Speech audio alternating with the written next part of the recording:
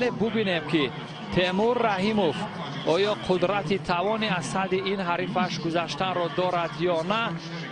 ورزشگری بریتانیای کبیر در مرحله چهارم نهایی از اولتیبایوف 3 مرتبه با روش پرتاب از بالای شانه مغلوب گردیده بود، ولی یک توی آن ثمربار شد و تا ثانیه های پایانی اولتیبایوف همون یک وزری را توانست که حفظ کند. کم ورزشگران میشوند که وزر خود را یا امتیاز ناکامی را که در ثانیه های اول به دست میارند تا لحظه های پایانی آن را نگاه دارند. ولی ببینیم اکنون تیمور رحیموف در مقابل این حریف بزرگسالش با کدام نتیجه شرفیاب می شود. تیمور رحیموف ورزشگر جوان است و حریف او نسبت به تیمور رحیموف خیلی سن و سالش بزرگتر است. ورزشگر ما 22 سال دارد و حریف او 35 سال، حدود 13 سال بزرگتر است نسبت به تیمور رحیموف.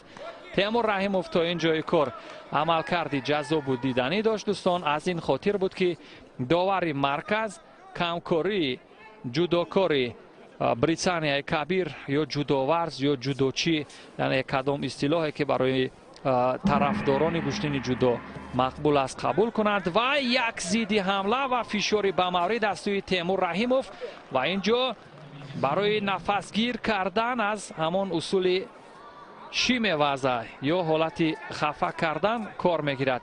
این روش ها می توانند که راه نفس کشی حریف را تا جای تنگ کنند، سوس کنند و در لحظه های بعدی اصول های مورد نظر استفاده شوند. تیمور رحیموف یک قدم تا به مدال برنجی مانده است. اگر همین گام را استوارانه گذارد و به این حریف سابقه دار خود غالبیت به دست بیارد، ولی نمیتواند. ایپون سیای نگه اینجا وزری آن روش یا آن اصول پرتابی سر شانه که در رقابت گذشته از سوی اولتیبایف بر جانب این ورزشگر بریتانیای کبیر رقم خورد، ولی تیمور اکنون زیدی حمله نشان میدهد. هنوز فرصت خیلی زیاد هست.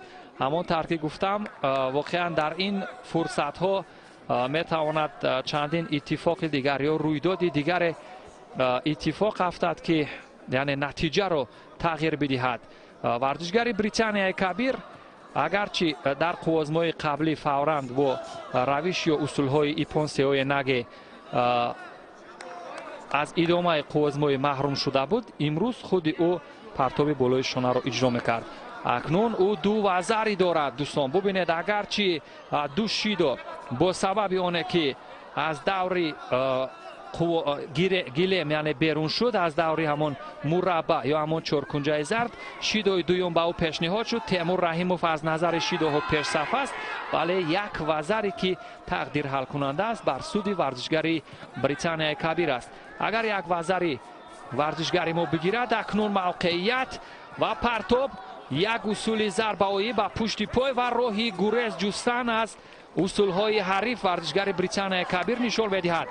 هلوکی بین ورزشگر ما چپکار است، میتواند به سمت چپ از این چیز کار بگیرد و خود را به زمین میافتاند. ورزشگر بریتانیای کبیر به خاطر وقت را تلف کردن یا وقت کشی کردن. ورزشگر بریتانیای کبیر در کارنامه‌اش همگی 2 ایپان دارد از 24 رقابت. داور مرکز اشاره میکند که باید کمربندها به ترتیب در آورده شوند دوستان عزیز و سیومین شیدو با سبب یک طرفه داشتن و نگذاشتن که تیمور رحیموف اصول را اجرا کند. هرچند این رقابت یا این پیروزی برای ورزشگر ما پیروزی بود که با سبب اشتباهات فنی از همون کمیکات به دست آمد، ولی مهم بود.